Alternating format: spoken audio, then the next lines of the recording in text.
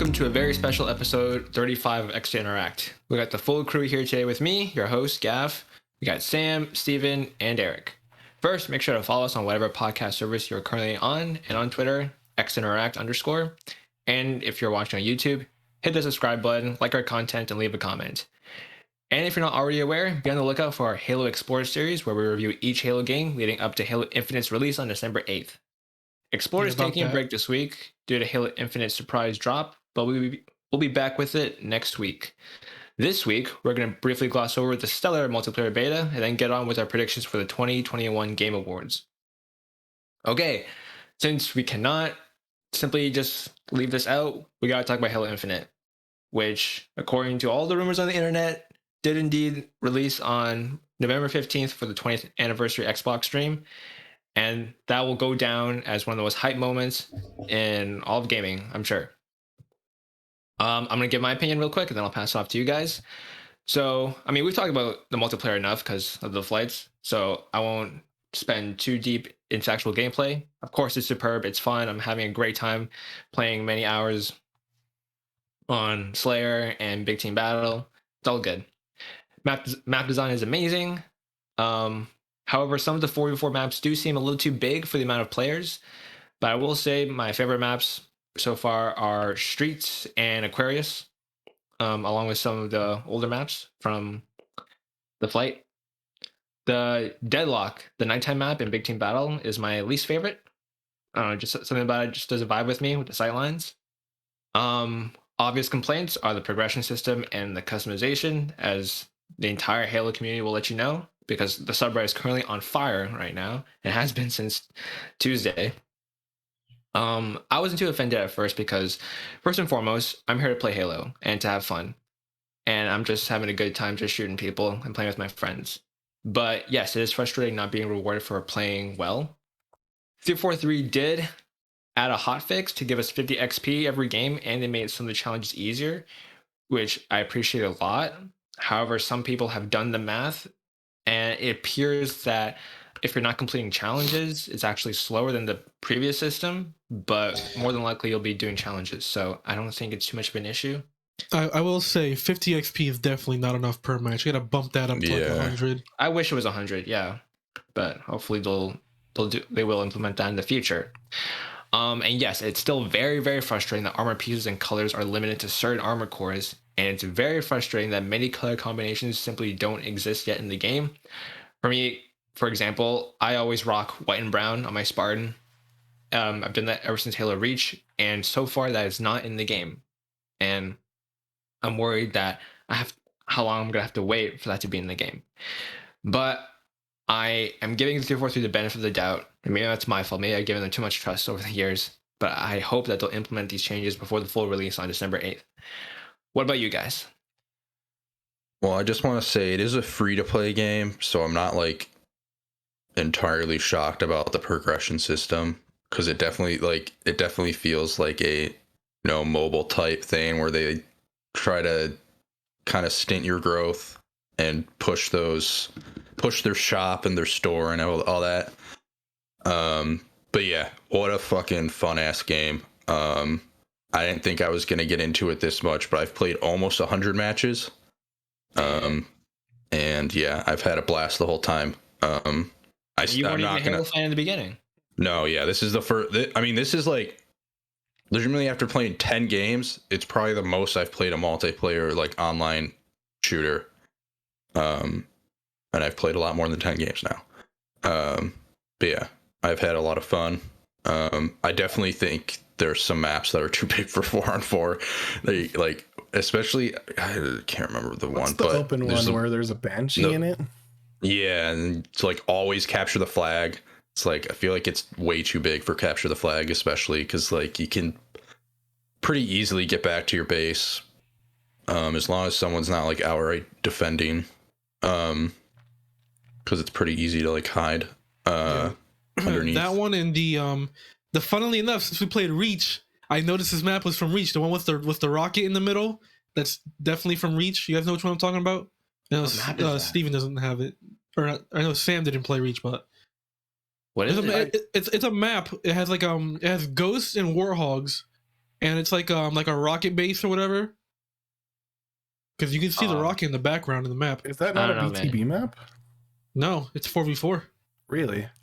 Yeah. The one with the hole in the middle? No, that's a different one. I think you're thinking of. No, that's BTB. I was like, Definitely the one with the hole I in don't the remember the middle. name of it, but it's like when you're like when the map loads in, it's like going panning across the map. Like you literally see the same like ship that launch site. That one. Been there yes. yet. Yeah. That's like literally the same one Doesn't from even Reach, sound where it's familiar. the rocket that you use in the background in the background.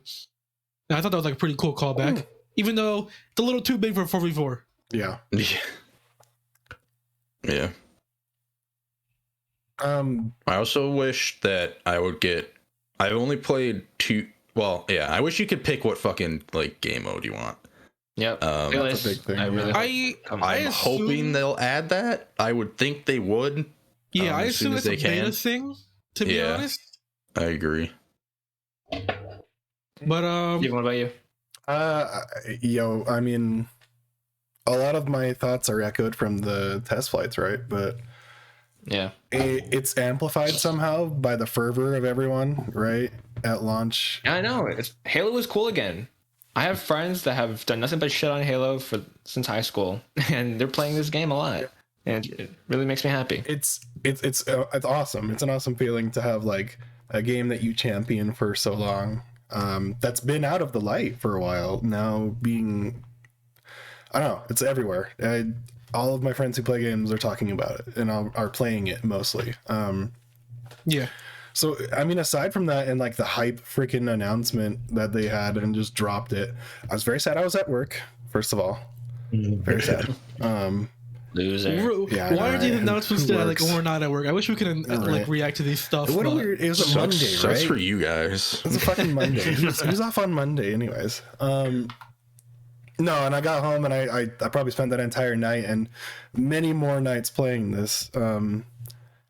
That's all I've really been playing, guys. Like, I don't know what to say. This was the week we're supposed to do Halo 4 in Explored, and like that Monday I was like, I'm gonna play It's Halo. derailed, dude. It just got derailed.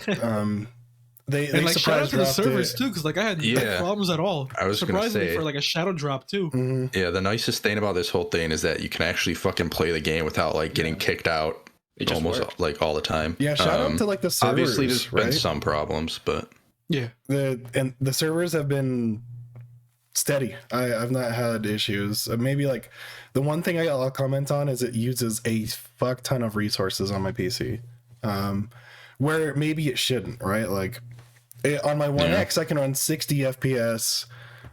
and And real quick on that, arguably, you it said seems that, like 1080, right? Like, yeah, real quick on that. And the flight you said it was only at 30, right? there's 30 4K is what it is for quality. Okay. And then 60 FPS and like 1080, I believe, for performance. And it holds a solid 60. And it's not like my One X is screaming or anything. So Yeah.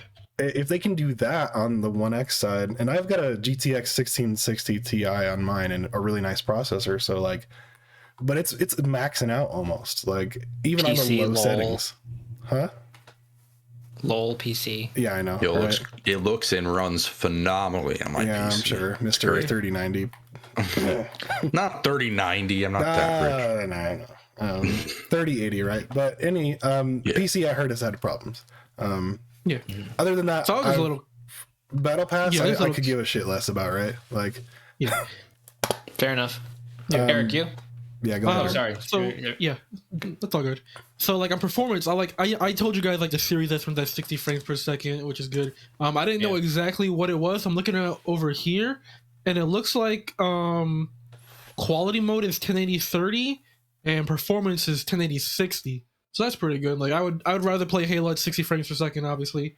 Yeah. I also did download it on my PC just to try it because like I wanted to try because like it's kind of a pain to play on Xbox and Discord at the same time. So wanted to do it there for that night. I forgot exactly what day it was, but me and Steven got together with a couple of kind of funny best friends, and we just did like a couple of custom games, and that was so much fun. And I was playing on PC at the time, and the game just ran really smoothly for me, to be honest. Like I had the recommended graphics card. I think I'm over on the CPU a little bit, so everything worked fine for me. But that was like a fun time. I'm glad they added custom games to this beta, here that they have out now. I played a custom game with, who was that with? Steven, Yeah, you were it there, was right? me. I played a lot. Yeah, okay.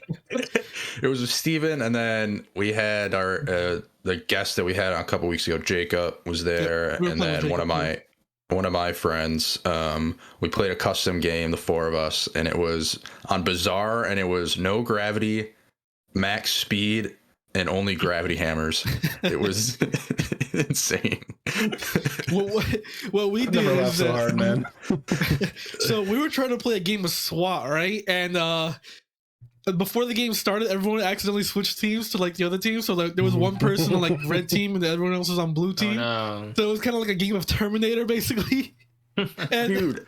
Oh. surprisingly, the person on the one side actually won because we couldn't, because we couldn't get enough points because it doesn't respawn in time enough. So, like, he would just come after us and like it was Easy so much targets, fun. man. Like there's so many of Exactly, us. like he was a Terminator for us. Last night I was playing with my friend and we had oddball, and after like, you know how like after after the first round it like resets the whole match, and like you go to the next round.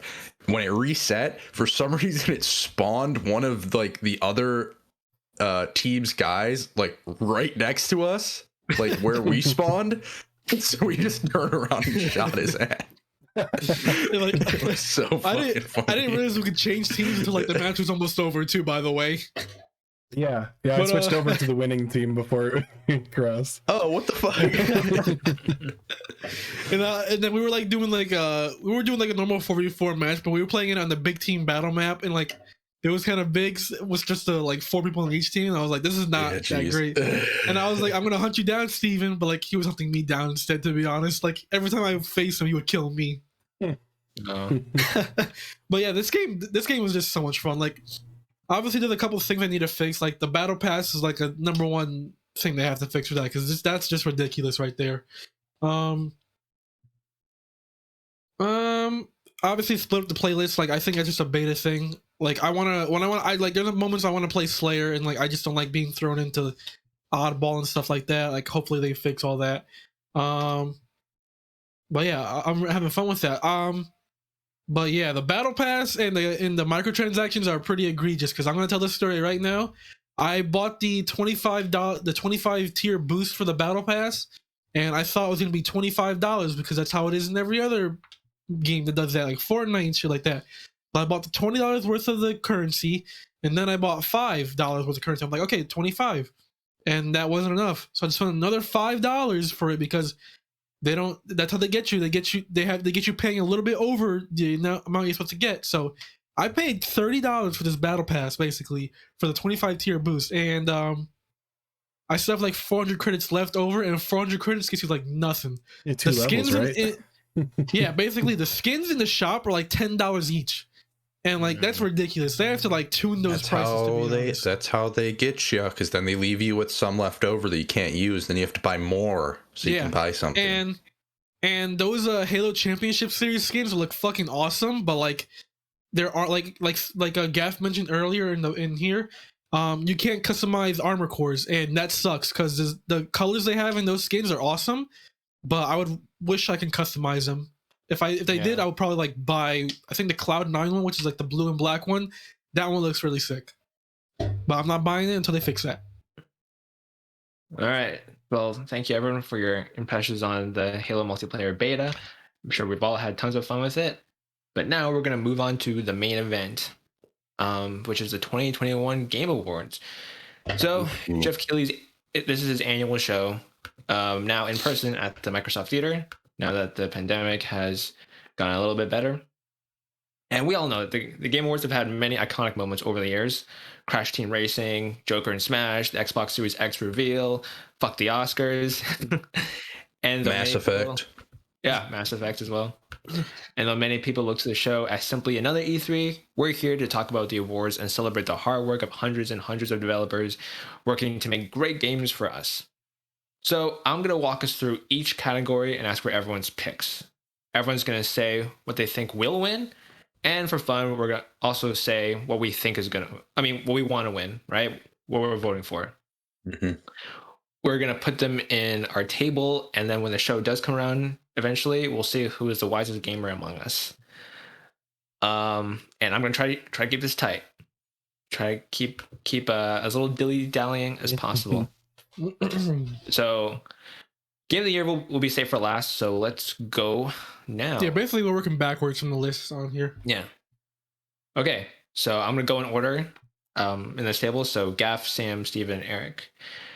Most anticipated game. Oh wait, Eric, I was hoping you put like all the options there. Oh no, sorry. Like that would be a lot of text. So the options are Elden Ring, God of War Ragnarok, Horizon Forbidden West, the sequel to the Breath of the Wild, which is my favorite because it doesn't have a fucking title yet, and Starfield. I'll start because I'm talking already. Yeah. All right. I think Elden Ring's gonna win. I don't see any other game winning besides maybe God of War or Breath of the Wild. I mean, whatever. But pretty much Horizon Forbidden West and Starfield have no chance in this category. But I want Starfield to win. That's who I voted for. So Starfield's your pick, and then you think. I'm very excited. Then what do you think is gonna win? Elden Ring? I think Elden Ring's gonna win. But yeah, real quick, Starfield, I want to win because, or I think I'm voting for because I'm very excited to just see like if Bethesda's gonna be a fucking good developer again, or they're just down the shithole. And if Elder Scrolls 6 is going to be bad or not. Microsoft Q&A, maybe, you know? Steven, what do you think is going to win? So I think what's going to win is probably my pick, Breath of the Wild 2. Excuse me, that's the sequel to the Breath of the Wild. The sequel. The sequel to Breath of the Wild. Yeah, I don't see... I know Elden Ring has a lot of hype behind it, but I also know Breath of the Wild, I don't know, it blew up the gaming industry when it came out.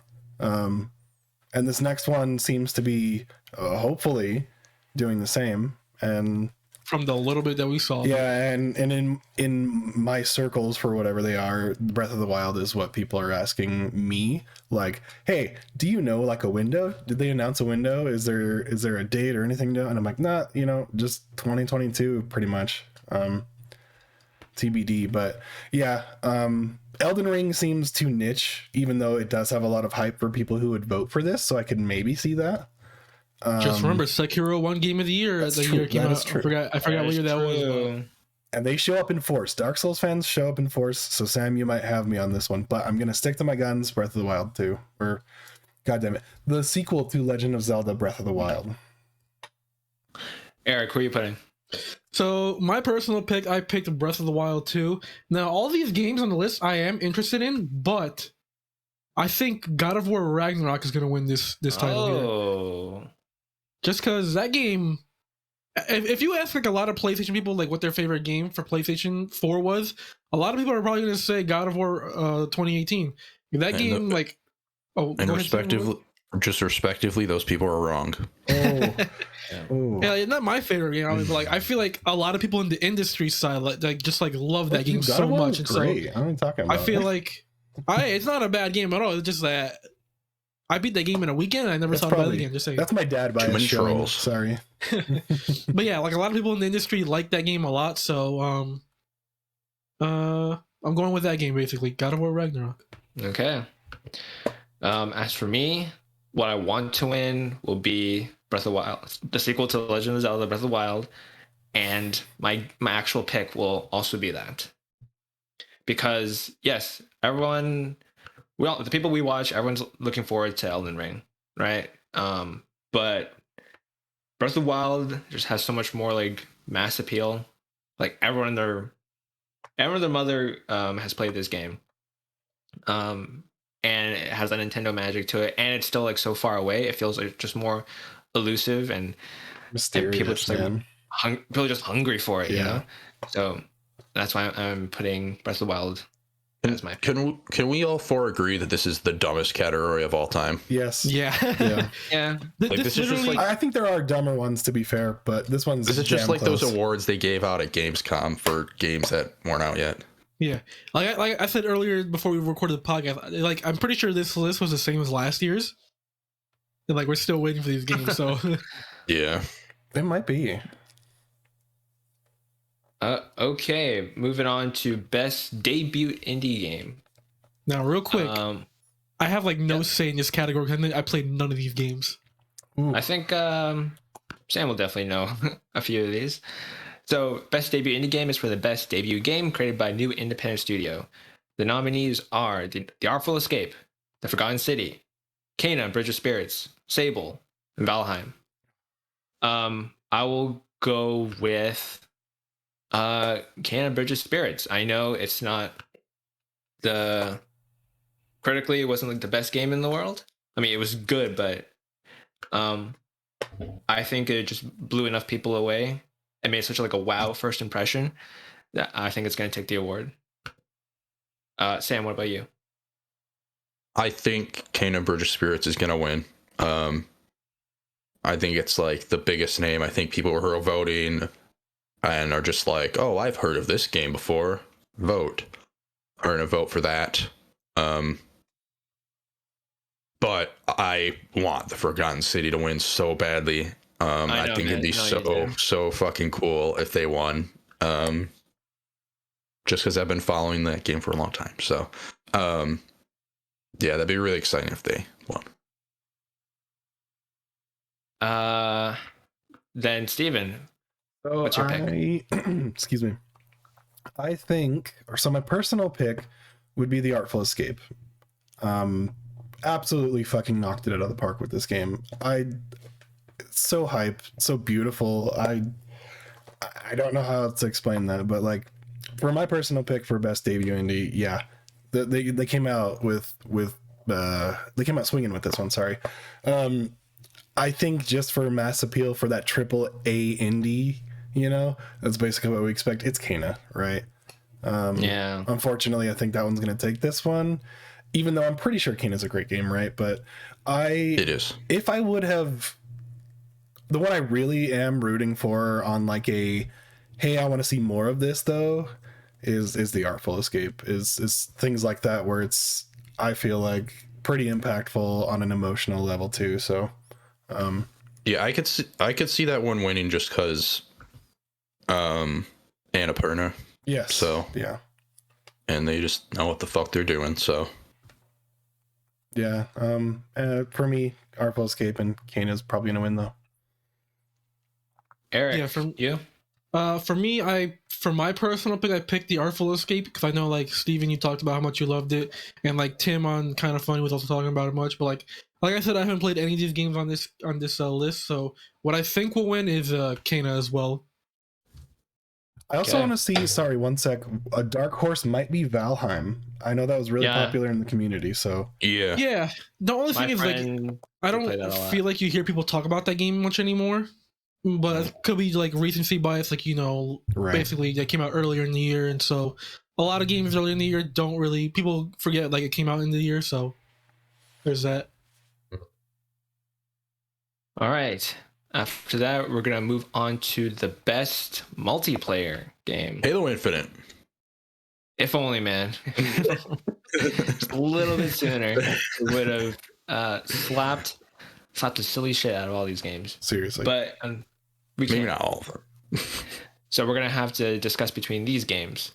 So the nominees are Back 4 Blood, Knockout City, It Takes Two, Monster Hunter Rise, New World, and Valheim. What I want to win, It Takes Two. I hope It Takes Two takes as many categories as it possibly can, because I love it. Hell yes. Yep. Yeah. And it's such a unique pick for best multiplayer because, yeah, it is multiplayer, but definitely not in the way that all these other games are trying to do.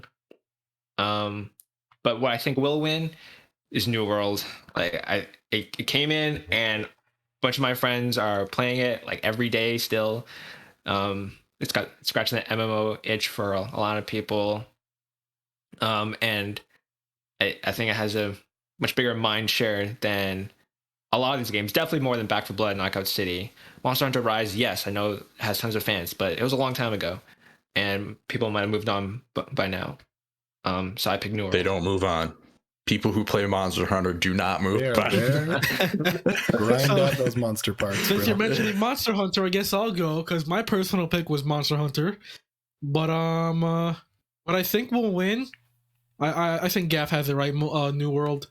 Like I feel like that game, even though I heard it's like a like Gary Whittle likes to call it the Amazon basics MMO. I feel like a lot of people are talking about that game a lot more now than basically any other game here. Like I feel like Back for Blood just like dropped off the face of the world after it got released. Like I don't hear anyone talking about that much anymore. And Monster Hunter, I feel like it being locked on the Switch didn't get all the people who played World as much. And so I feel like it kind of limited the audience, even though I feel like it's better than World, to be honest, in my opinion. Really? That, yeah, I like it a lot more than World, to be honest. It has a lot more variety. The combat's a lot more sped up. Nice. But I think the fact that it's locked on Switch, it kind of hinders it a little bit. It's getting a PC release later, right? Yes, but nothing Not about right now. consoles. And that's kind of holding it back, in my opinion. Yeah. Sam, who do you think is going to win? And who do you want to win? Well, like you said, Gaff, I want It Takes Two to win. Take as many categories as it can. Just God, what a great game! But I think Monster Hunter Rise. I think Monster Hunter Rise is going to win this category. Monster Hunter Rise. Wow. Yeah. See, I'm the complete opposite. I don't know anybody that's playing New World, but I know. I have a few coworkers that still play the shit out of Monster Hunter Rise. So I think New World, the fact that it also came out a lot more recent than Monster Hunter 2. Yeah, like that could help, but I don't know. I think those Monster Hunter fans are gonna come out with fucking vengeance and make all of. You also got to remember the industry is like it's not all fan vote, you know. Yeah, right. I know. So like, I feel like Monster Hunter Rise will win. Steven, what are your picks? So my personal pick is the one I think will win, and I really hope will win. It Takes Two. Okay. In the sense of general multiplayer, right? Like I have heard a lot of people talk about this, and what Sam says, the industry is voting too, right? So many people, I don't know. As far as what you're saying, it's not what people think about in a traditional multiplayer sense, right? But that's what's awesome about it. Is it turns all of that on its head, like he's done kind of with A Way Out and elevated it with this one. I played with my 10-year-old and we're just loving it, man. Like I've never had a better time with a multiplayer game this generation and maybe even last one. Like it's been such a long time since I've had a co-op game that fun. So and I hope the industry shows up in force for that. Yeah, I don't think New World has a shot. I think there's a lot of negative feedback lately. Here's the thing. It's recency bias, right? And with that, I've been keeping up with New World as I like to do with MMOs. There's a lot of negative bias against it currently. Servers are dying. The population is going down a lot. If anything, if we're talking about it multiplayer and in that way where it's going to win, I think probably Monster Hunter Rise just for the name. But yeah, It Takes Two, please. You may make me rethink my pick with my no takesies backsies. But okay, yeah. Yeah, for me, I think like it's either between New World or It Takes Two, but I put New World just because it's like more recent, I guess. All right, moving on to best sports/racing. For the best traditional sports and racing game, nominees are F1 2021, FIFA 2022, Forza Horizon 5, Hot Wheels Unleashed, Rise Republic.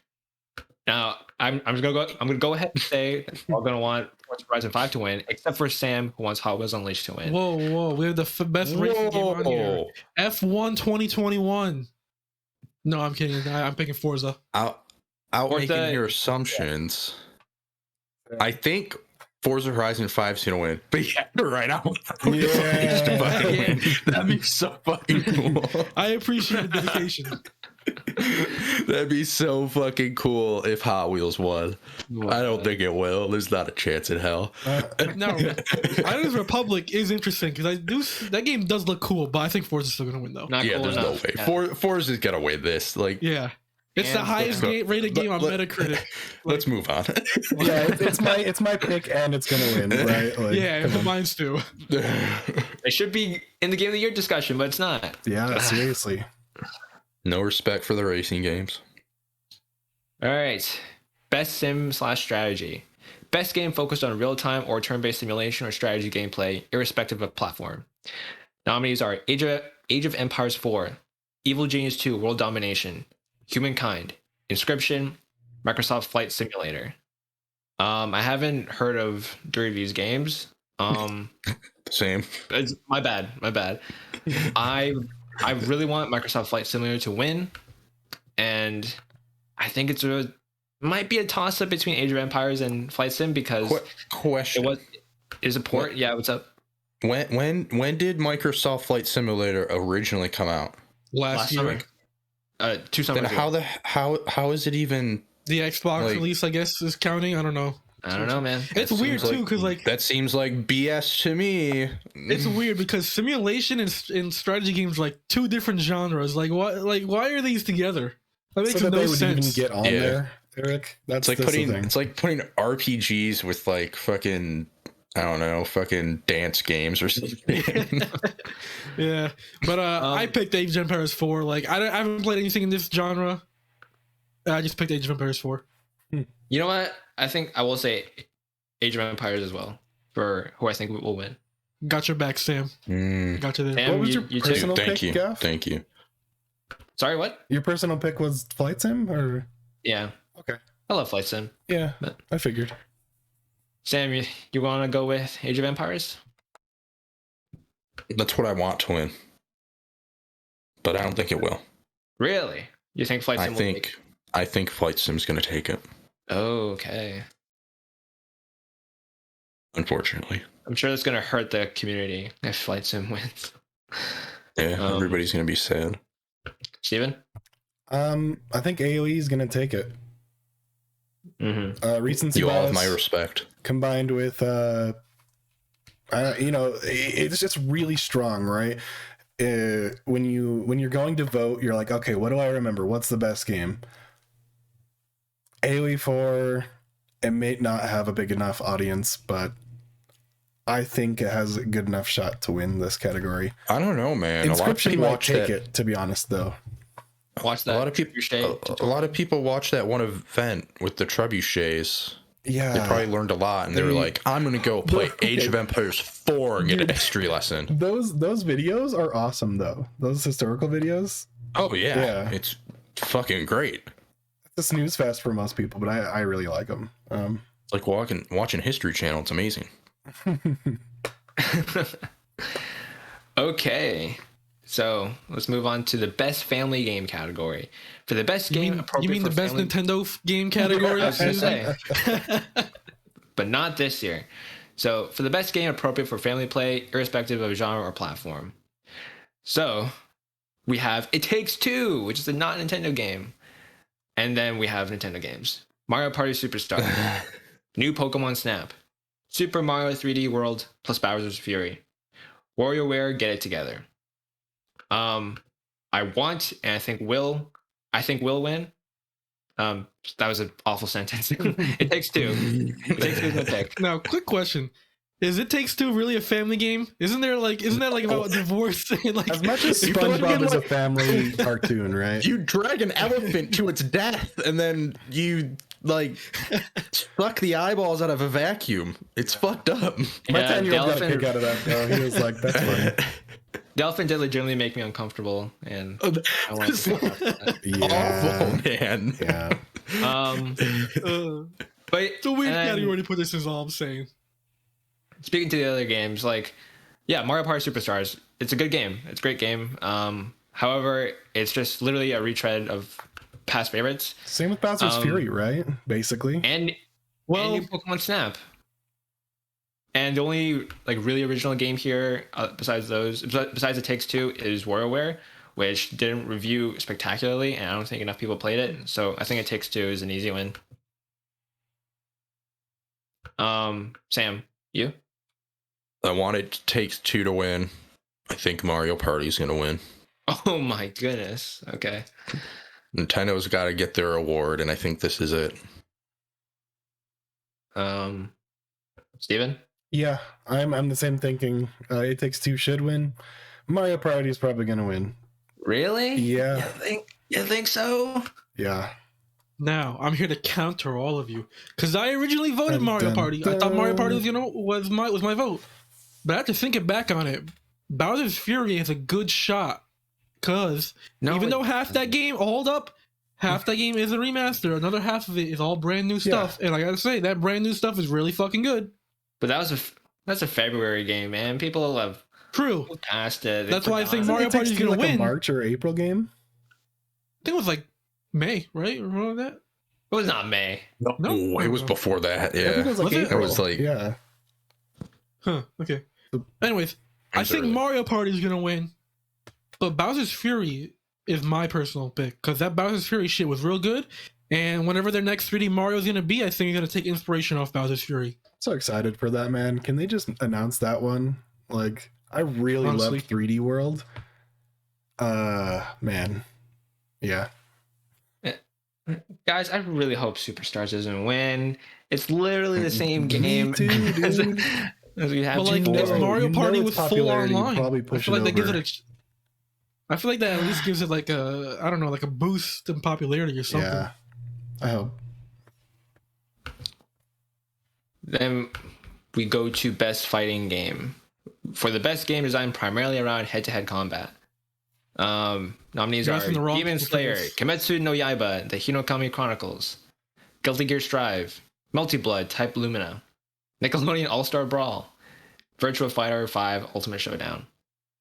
I've only heard of Guilty Gear and Nickelodeon. I think Guilty Gear's good. Hey, What about Demon Slayer? You don't hear those kind of funny ads all the time? Oh yeah. The weebs might show in force, Gaff, so I'm going Guilty Gear just because I hear like a lot of good stuff about that. That's basically it. I don't know. Guilty Gear is anything about also this my game. pick. I want Nickelodeon to win because I think that'd be hilarious. Hey, That'd be man. But Yeah, I think my Guilty personal Gear pick is is going to win. Guilty Gear as well. No spoilers. Multiverses didn't come out yet. Oh my God. Yeah, that's dude. next year. Looking a lot Next year, better than oh, boy. Nickelodeon, that's for sure. Shaggy, I was like, what the heck is this when I first watched the trailer for that? Doing uppercuts on fire and stuff. They're gonna do like a character reveal for Multiverses. The Gonna give Starks away are a hints. little bit like Arya Stark is a very weird insert versus Shaggy. And I guess that's the whole thing, right? For that? I don't know. Yeah. I looked it up. I didn't know Warner Bros. owns Cartoon Network. So like give me the Ed Boys from Ed and Eddie. Please Yeah. give me it. Probably not gonna happen because they're not relevant didn't- anymore, but like give me them. Dude. Codename You Kid didn't Next know that? Door. Yeah. No, I didn't actually. But like all the Warner Bros. Shows are on Cartoon Network, like fucking Looney Tunes and shit. You know how long it's been since I watched Cartoon Am I getting Network? Voldemort in there? That's what I'm asking, right? Because they're in the Warner Brothers, you know. Voldemort. Mhm. Voldemort.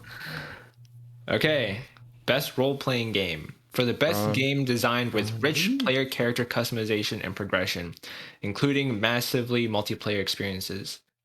Now, before you get up in arms around the nominees I'm about to say, just hold your horses. The nominees are Cyberpunk 2077, Monster Hunter Rise, Scarlet Nexus, Shin Megami Tensei 5, Tales of Arise.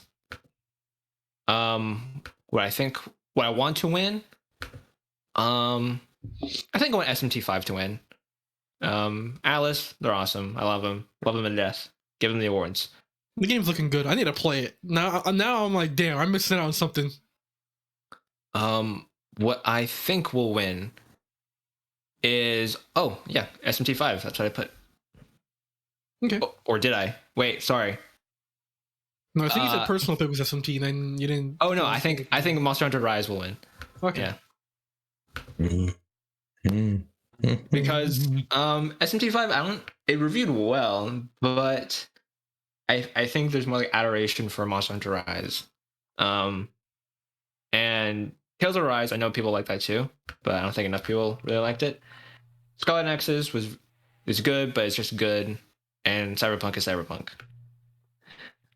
Sam, what do you think? It would be if Cyberpunk wins, the world will burn. What But comeback story though? I want Scarlet Nexus to win because that would be the fucking choice. But I think Tales of Arise is gonna win. Oh, I think it's a recent game that I think is pretty much universally, like, if you played it, you liked it. So, and it got really good reviews, so it's my pick. Steven? Because I've only really played one of these, I picked it, Scarlet Nexus. I've gotten into that recently, and Hell yeah. it's a little cringy, but I'm here for it, man. A little. I'm here for it, dude. I'm here for But it. it's I really anime. wish the Gotta cutscenes roll were. with it. Yeah, I really wish the cutscenes were full motion, man. But it is what it is. It's like a comic book You kind just- of thing.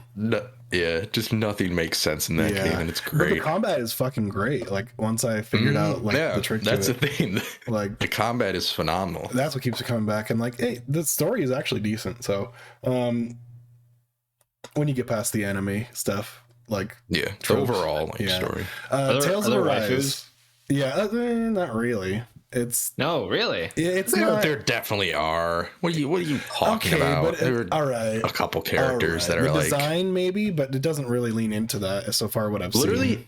seen. Which character are you playing as? I played as fuck, what's her name? Randall, the Randall wait, sister. Okay, so I played as the dude. Literally, all the chicks are super horny for him in this Yeah, fucking that's game, and true. it's super Okay. uncomfortable. Yeah, the sister is like, he's cute at the gravesite, and yeah. Scarlet Nexus is great. I want that to win. Tales of Arise will probably win. I haven't played it. I'm sure it's probably a better game. Who knows? But it's universally praised from what I hear. So Eric, SMT5 or no? Jeff Keighley, let me talk to your manager, because whoever the hell voted for Cyberpunk needs a reality check here, all right? I want to go through some of the RPGs that came out in this year. If you chose Cyberpunk, you missed out Neo, The World Ends With You, fucking Near Replicant, fucking Bravely Default 2. Like, what the fuck were you thinking? Mass Effect Trilogy, even though maybe we're not counting remasters, but still. Yeah, wait, Come no. on. Wait a minute. If Flight Simulator can be nominated, the Mass Effect should have definitely been nominated for this. Monster Hunter Stories too. Like, come on, we had a lot more RPGs than you voted Come for on. Cyberpunk. Get the hell out of here.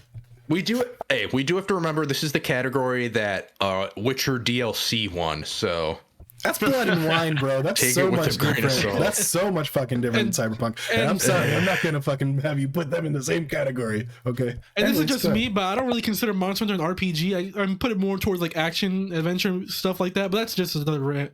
But personal pick, I do think Tales of Rise is gonna win for both. Tales of That's Arise. personal. Because Gaff, I know you mentioned that SMT will probably be more popular, but like I looked through the sales and Tales of Arise did 1.5 million sales. And this was as of October 28th. And while SMT, this is the Japanese sales only. This was for November 14th. Let me see here. 143,000 copies there. That's just Japanese only, so there's that. But I do think Tales is gonna win it out. Okay. Moving Thank on you for coming to my TED Talk. No problem.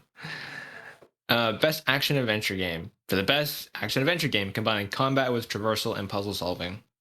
Nominees are Marvel's Guardians of the Galaxy, Metroid Dread, Psychonauts 2, Ratchet and Clank Rift Apart, Resident Evil Village. I want Psychonauts 2 to win. It's my personal pet favorite. It's so much charm and had a blast playing, and it's on Game Pass, and yeah, that's my bias for Xbox. What I think will win is Metroid. Easily. Sam, you? Go ahead, Sam. So I think Psychonauts 2 is going to win. That's my pick for who I think is going to win. I want, and the game that should win is fucking Marvel's Guardians of the Galaxy, and it's not even fucking close. Holy. Really? Oh my god, this game was a fucking blast. I don't even remember Psychonauts 2 besides that one fucking level where you're fucking like the teeth, man, the teeth. Yeah, that shit. Getting the band back together. The you don't remember bank is that? pretty good. Yeah, that's the one I remember. The band, yeah. Legitimately, if Metroid Dread didn't come out, I think Marvel's Guardians of the Galaxy would win. It's got the I think name. Really? It's got the cachet. Oh for man, it. Guardians of the Galaxy is like my third pick for who I think would win. Because Ratchet and Clank would be my second pick. Yeah, this is a category I had like a little hard time voting for. Yeah, Eric, what's yours? So I chose Metroid Dread as a personal pick, but for what can win, I'm honestly not too sure. Metroid Dread took the world by storm. I know, but like everyone had nothing but praise to say about it. And I feel like the opinion on Ratchet has soured a little bit over time.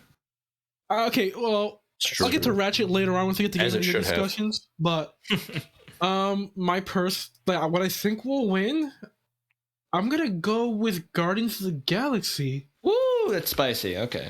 And I don't know why. I just have a gut feeling that it's gonna win out. Even though I do want Metroid or Psychonauts to win. Like, because Metroid is fucking good. If Guardians wins, that would be a comeback story. Because the marketing, man, that would make me so happy. Yeah, so I just think that's why you can't trust marketing all the time. Yeah, true. That's why most anticipated game is fucking stupid as hell. I just think Guardians is like has a more wider appeal than Metroid does. So I'm just gonna go with that, I guess.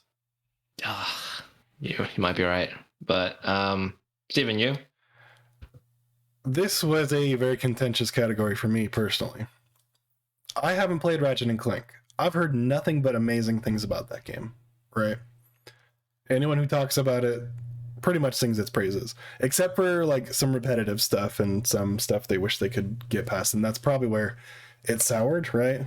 I'll go into my thoughts later on. Where it kind of marinated on like retreading old ground, and maybe some past games they did it better, but it's just a Ratchet game. Yeah, again, right. So I think, my personal pick, I'll get that out of the way. Psychonauts 2. I fucking want this to win. Give it all the awards, please. It's a great game.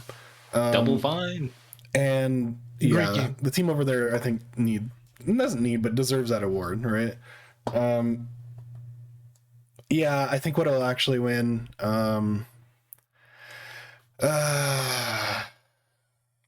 If we're going for cachet, I think it would be Marvel just for the namesake. Wow. Because but Metroid Dread. If you're thinking about who is voting, and I think my official what I think is going to win is Metroid Dread. You have to remember, all besides Marvel's Guardians of the Galaxy, the other 4 are all nominated for Game of the Year. Sure, but that never. No really, way. No way Guardians wins. There has been some times where like a game would win like action adventure and another would like beat it out in a different category. That was Horizon, wasn't it, when it came out? I feel like I can't remember exactly what it was, but I do remember like there was like a game that won a specific category and then lost Game of the Year. They gotta diversify. It's almost like a second place ribbon. You don't get to be Game of the Year, but you can. You can be best action adventure game. Yeah.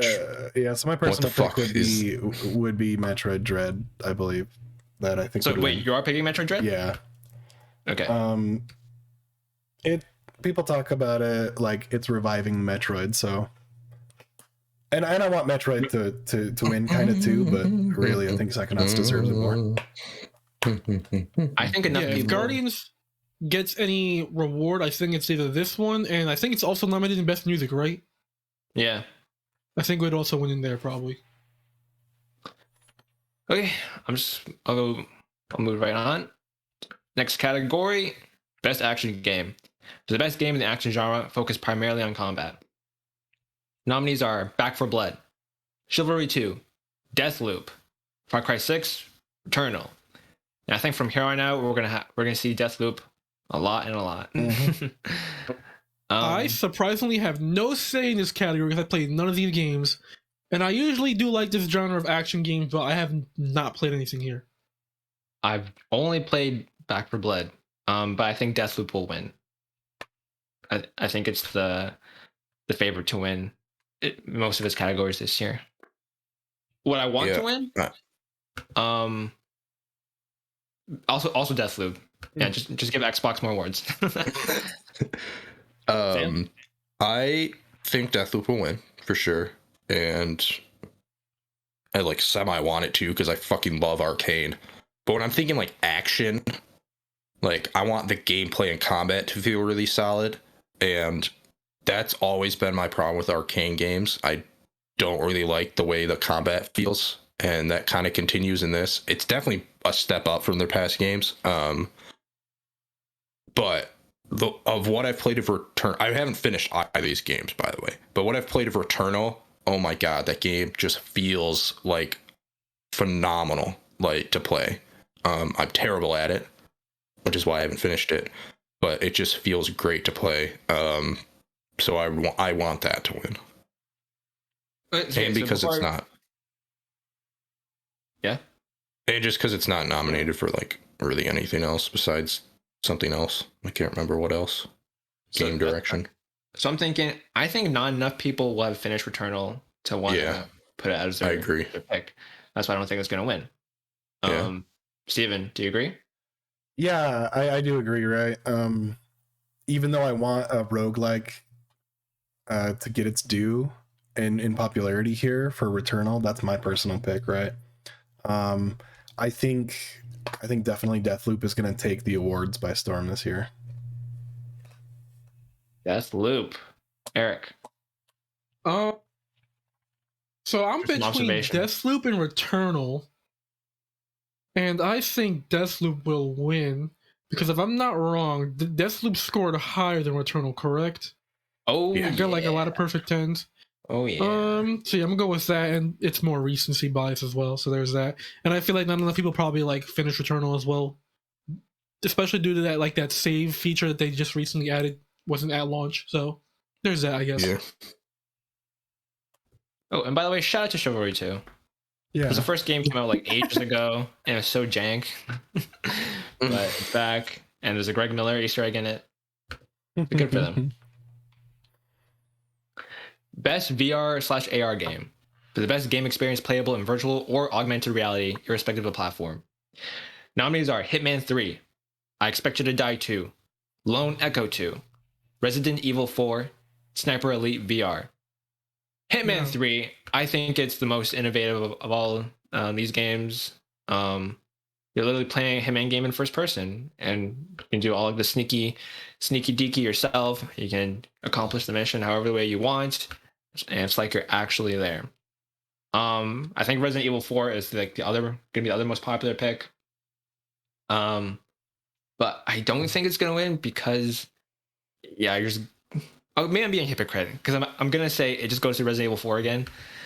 But maybe I think people have had enough of Resident Evil 4, thanks to its dozens and dozens of releases. Yeah. So Hitman 3, my personal and my what I think is gonna win. I choose Resident Evil 4. Resident Evil 4. Okay. Yeah, it's just I know it's like it's been like ported to everything, but like Resident Evil 4 is like one of the more popular Resident Evils, so like playing it in VR probably sounds cool. Sam? Sorry. Yeah, Hitman 3, I think will win. And I don't really care who wins because I haven't played any of them. Yeah, I was debating like if we should do this one or not. I just put it in there just because it's gaming related, but yeah. My personal pick would be Hitman 3 because that's awesome. First person missions. Hitman 3. And then I think what's gonna win is RE4. You know, it's just too popular. Oh, okay. Next up, innovation and accessibility. Presented by Chevrolet. Recognizing software and or hardware as pushing the medium forward by adding features, technology, and content to help games be played and enjoyed by an even wider audience.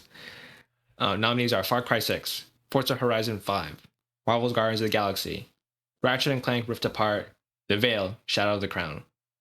Yeah, I think this category is super duper important, and I'm glad it's a newer category. I'm glad it's here. Yeah. The only things I hear about accessibility are what I read from the news. Yeah, I don't look into them because none of it pertains to me. I've never felt the need to adjust any settings to help optimize my game experience, so I'm very unaware of what a lot of these games are offering. I've seen a little bit of what Ratchet and Clank does. I've seen a little bit of what Forza Horizon 5 does. So I'm just gonna say Forza Horizon 5 for both my picks.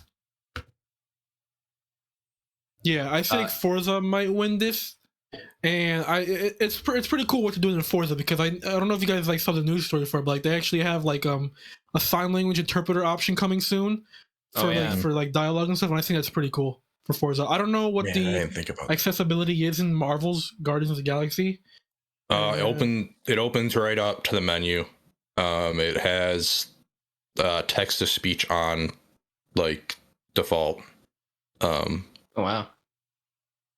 Which I feel like a lot more games are doing now now, which is good. Yeah.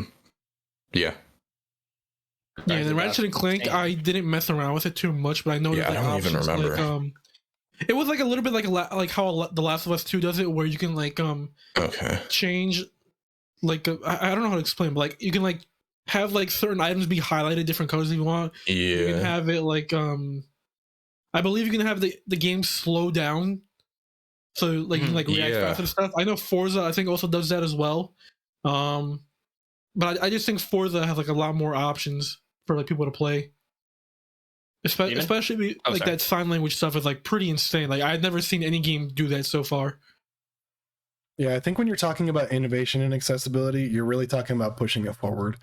And Forza takes that a mile forward in doing this interpretation. Maybe pun intended, right? I didn't really try for that one, but it's impressive that they've gone to this length, at least for that. And it's really cool. Like I watched a little bit of it just for curiosity's sake, and it because I used to do transcription for people for hard of hearing and deaf, right? So what'll happen is the call come in, and then you'll repeat it, and what'll happen is they'll go on the screen in text so they can just read it and they can talk to the people pretty much in real time, because you're kind of repeating right behind them, right? With like Dragon, in this case, it's them going over in sign language, like I guess in like a side-by-side video over the actual game, right?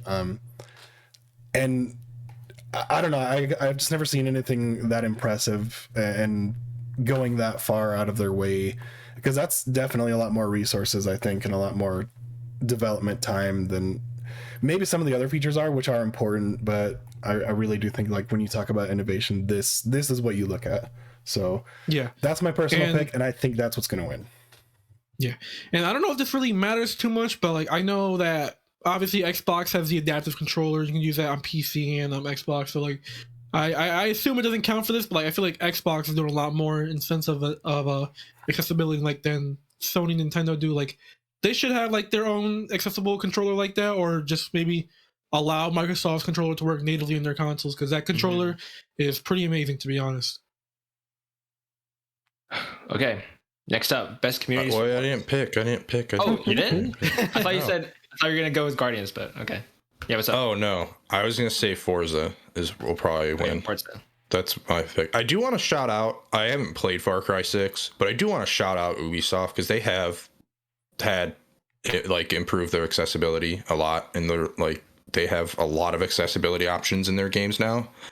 So I do want to give them a shout out for that. But I obviously haven't played Far Cry 6.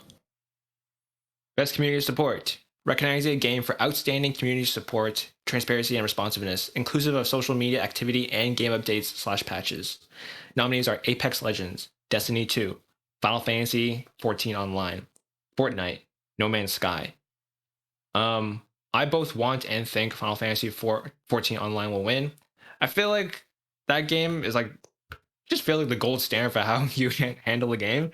Like bringing it back from like a worse state to a much better state, and like the people I know that play this game, they're just feverish about it. And thank you. And like the guy that makes the game, he's crying because he can't deliver to his fans. Like that's how you show you have passion. Yeah.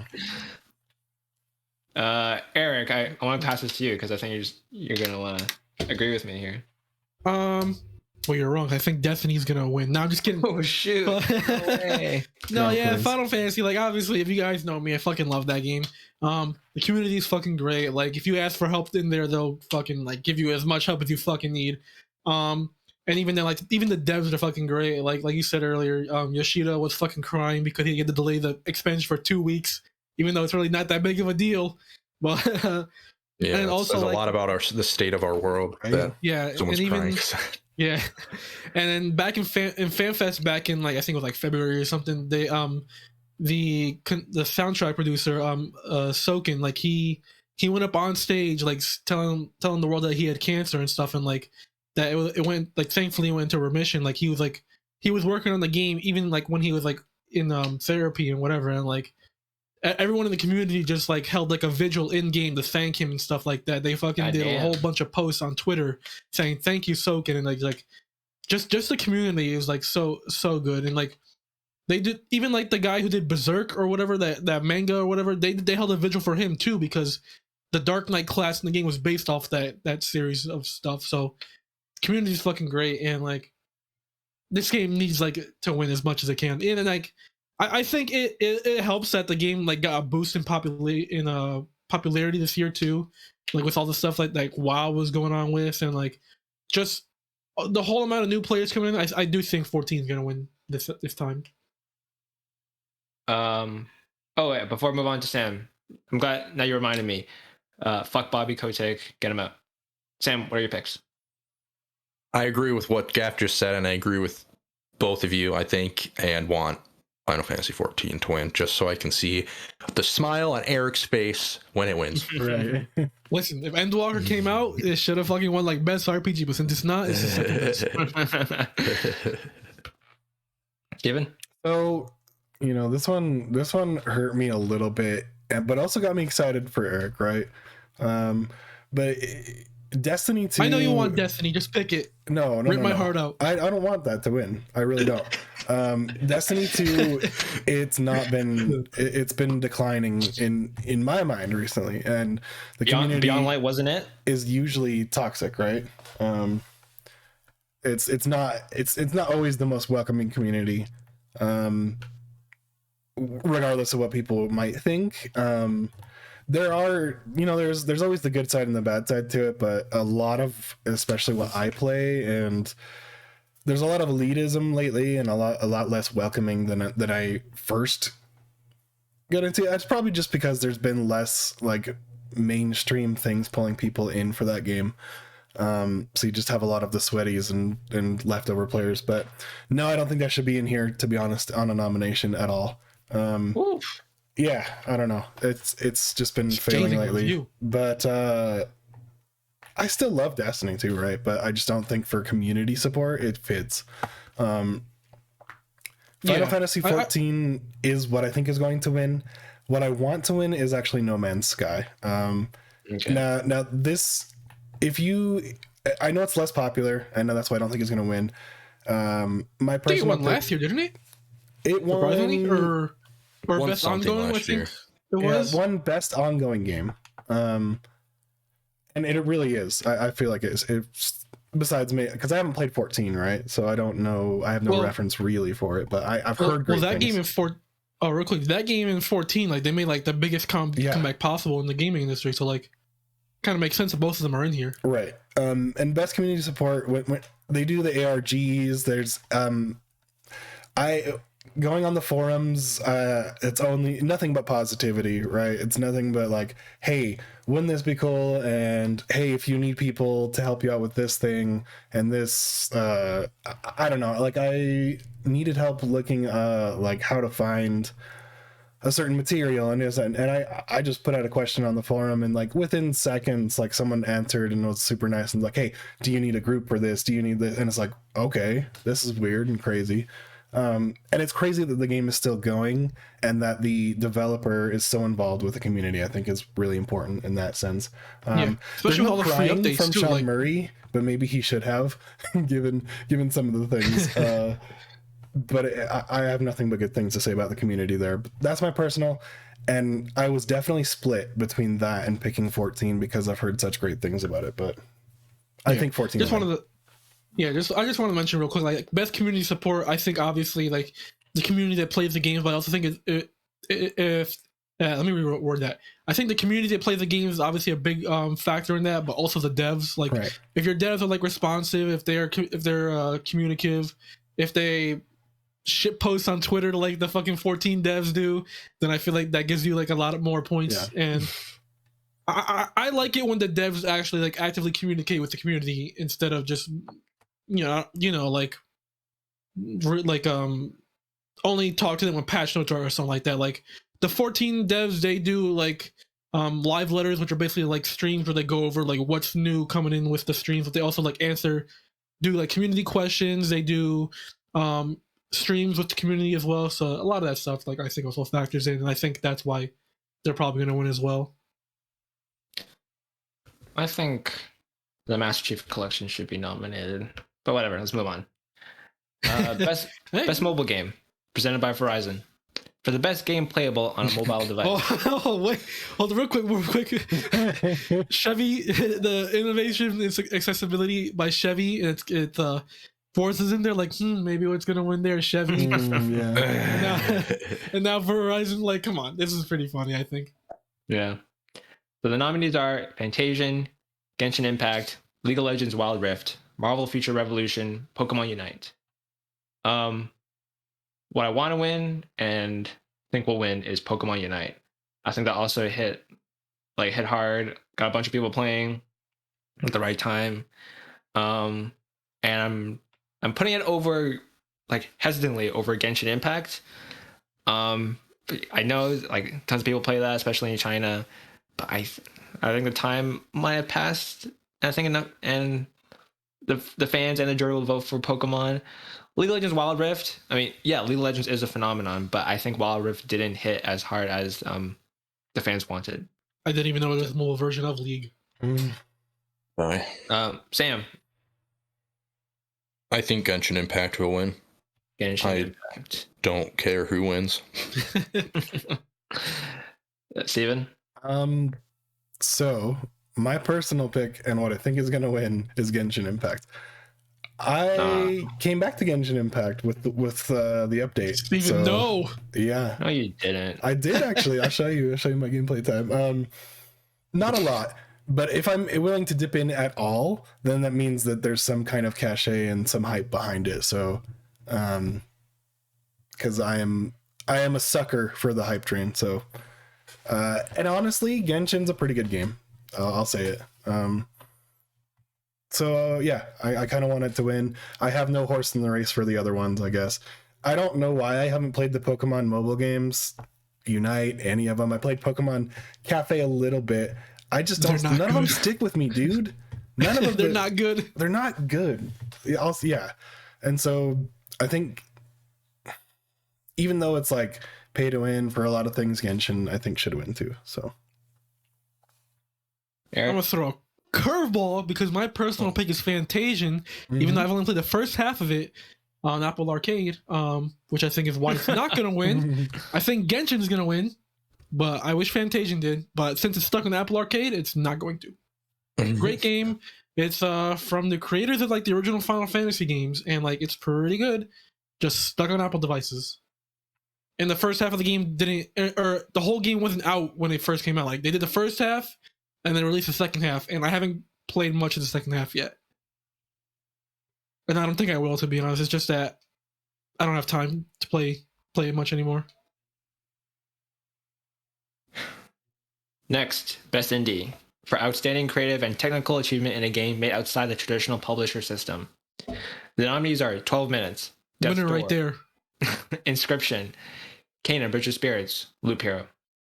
Now, 12 Minutes, bless your heart, but you're not winning. Well, 12 Minutes does not belong in the same category as Death's Door. Oh, it does not belong in any of these fucking nominations. It is unbelievable this game was fucking nominated. I cannot believe there's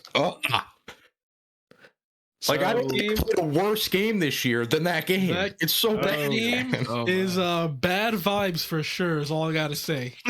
Wait, which one? 12 Minutes. 12 Minutes. Oh yeah. With James McAvoy and I Daisy honestly Ridley. can't. But I liked the premise, but I can't believe I spent like fucking 4 hours in that game.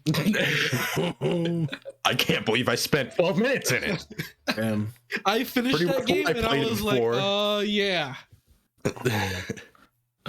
When I you should have seen my mind when I figured out when I like figured out what the twist was. Like my mind was like, I was like, wait, are you telling me?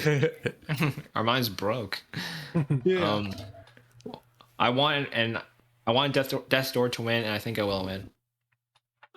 Yes. Yeah, I think it's you know what? Unique and pretty game. I haven't played it yet, but Death's Door, I think my personal pick, and I think will win. And I want to pick it up actually, because now that I actually have Microsoft credit to use it for, I want to pick it up. $20, Yes, dude. Easy Eric. buy. Easy buy, man. Oh my gosh, it's so worth it. It's so good. I would have paid fucking full price for that damn game. It is so good. Yeah, I think and want it to win super badly. All right.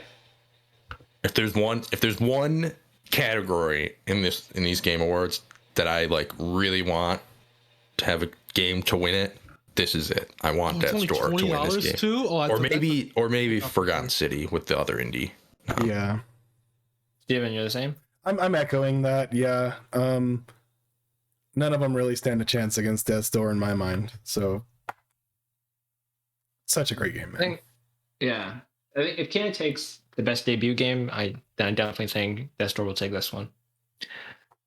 Kano wins this too. Yeah, I wouldn't be happy. Best ongoing game. Award to a game for outstanding development of ongoing content that evolves the player experience over time. Nominees are Apex Legends, Final Fantasy XIV Online, Fortnite, Genshin Impact, Call of Duty Warzone. Boo. Ooh. I'll pass it off. I will give it to Final Fantasy XIV Online again, for both of my picks. I think it helps because sorry, real quick. I think that helps especially because we're getting a major expansion this year. So there's that. Yeah. When's the expansion come out? December 3rd is early access, and official release is December 7th.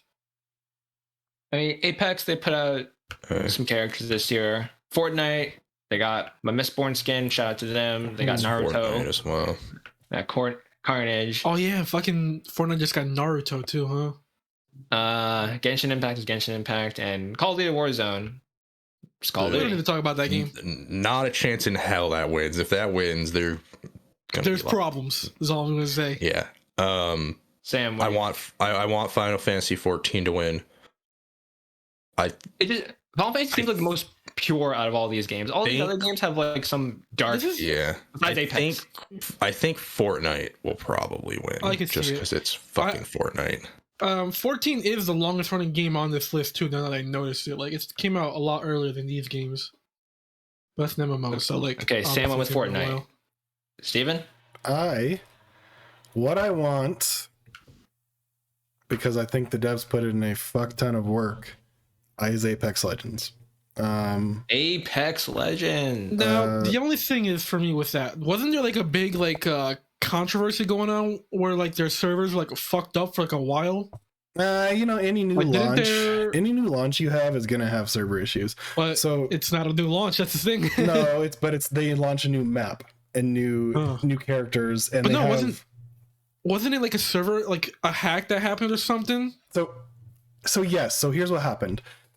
The original Titanfall servers are dying, right? Truncate the stories, Steven, if you can. Original Titanfall servers are dying, so people hacked it to try to get more attention for Titanfall because Apex is popular and so on and so forth, and that was the whole thing. Anyways, they stopped, and servers are better and stable and everything's good in the game, to my knowledge. I want them to win because they, for as far as Battle Royale goes, I think are doing the best and ongoing in terms of not only narrative, but they've added, I think, 3 new maps. And this year they added the arenas mode, which is fun as hell and got me excited for Halo to come out in arena combat. That's true. I think they should win for that. I think Final Fantasy 14 is going to win best ongoing. Oh, okay. All right. Yeah, and you already know my answer, so there's that. Yep. Nothing more needs to be said. So I'm a 14 fanboy, that's for sure. Games for Impact. For a thought-provoking game with a pro-social meaning or message. Nominees are Before Your Eyes, Boyfriend Dungeon, Chicory, A Colorful Tale, Life is Strange, True Colors, No Longer a Home. Yeah, I'm not familiar with any of these games besides Life is Strange, and even that's just for me watching stuff. I think Life is Strange is gonna take it. It has that clout and the the bigger budget than all these games. So Life is Strange. Yeah, I don't know what any of these other games are, but I know I want, and I think Life is Strange is gonna win. Steven? So I want Boyfriend Dungeon to win because it's an interesting concept and it's really cool that they went for it and did it, right? Yeah. However, I think Life is Strange is going to win. It's just a more clear line there. Eric. Yeah, I agree. I think I picked Life is Strange for both my personal pick and what will win, even though I haven't played it. I just know Sam really likes this game a lot, so there's that. I do really like this game a lot. Okay. Best Performance awarded to an individual for voiceover acting, motion, and/or performance capture. This is the first time I've been not very familiar with like any of the nominees. Just, I guess, sucks for me. But the nominees are Erica Mori as Alex Chen in Life is Strange True Colors, Giancarlo Esposito as Anton Castillo, Far Cry 6, Jason Kelly as Colt Vaughn in Deathloop, Maggie Robertson as Lady Dimitrescu in Resident Evil Village, Ozioma Akaga as Juliana Blake in Deathloop. With my inexperience, my intuition says Giancarlo Esposito, because he's like humongous actor, a bigger actor in general than all these other people, I feel. And from like the bajillion trailers we've seen of Far Cry 6, every scene that he's in seems to like it sells. So I'm giving the award to him. I do want Maggie Robertson to win though, because I love Resident Evil and the internet zeitgeist that occurred around Lady D. Like, oh man, like it was a good time on Twitter. I'll tell you that. I hope she wins, but those are my picks. Sam? It upsets me that Giancarlo's nominated, but he just plays the same character. Like, he is a phenomenal actor, and he plays that character well. Fault. It's the casting director's fault. I know, but it's just like, really, do we need to nominate this big time actor for a game award? Like, come on, get out of here. Especially when this is the first of my snubs in the coming up categories. Jason Cavalier. Cavalier. I don't know how to pronounce Cavalier. Jason Cavalier as Drax the Destroyer in fucking Guardians of the Galaxy should have been nominated for this damn category. It is just mind-boggling that none of them got nominated, first of all, because the voice acting in this game is exceptional. And I think he is the best among them. I would have voted for him over any of these people. But I think Giancarlo is going to win just because of his name. And then out of these ones, I want Erica Mori as Alex Chen to win because she is phenomenal in this game. Fair enough. I would barely give the edge to the Jason Cavalier who played Drax, but I want Erica Mori to win this one. Steven? So I have no experience with any of these games, pretty much, besides hearing the trailers and the limited scenes and previews from some of them, right? It's kind of I'm kind of a shill for Giancarlo here, but I feel like that's my personal pick. That's what I'm going with. But I feel like who deserves it maybe more would be I think Colt from Deathloop.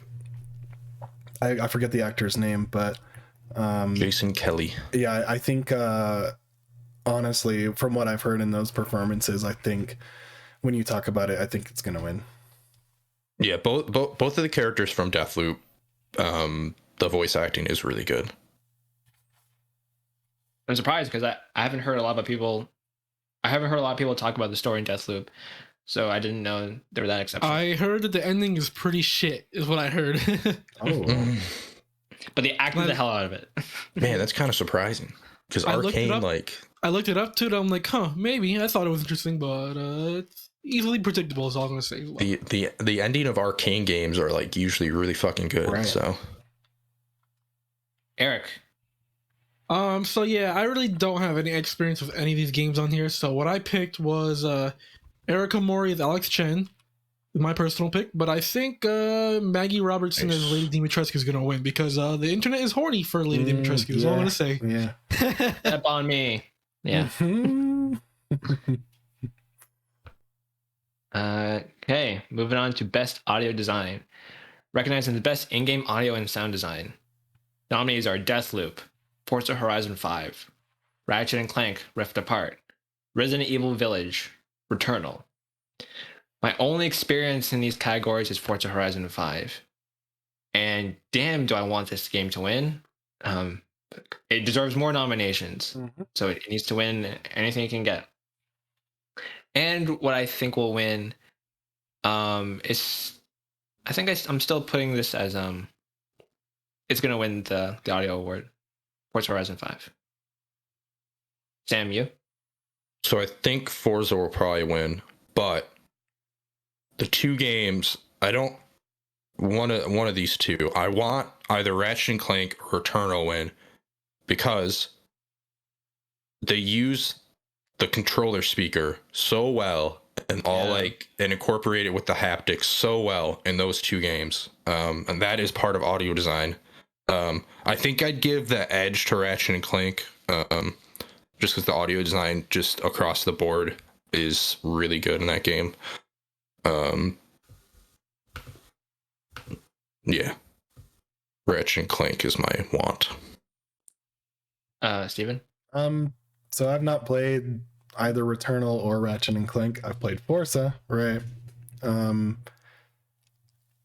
Even that said, I still want Returnal to win.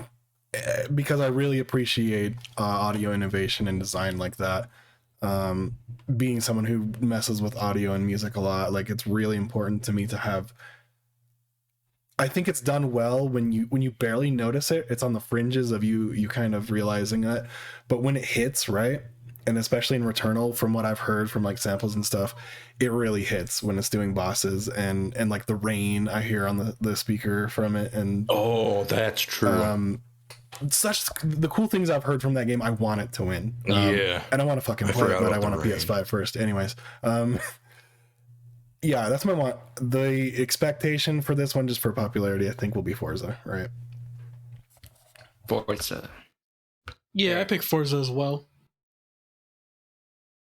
And if Forza, oh sorry, did you have more? Oh, I was just gonna say like the engine of the car sounds and like the radios, even though it's not really part of it, is good. Ratchet and Clank, I really couldn't tell you much about the audio design, to be honest. It's really good.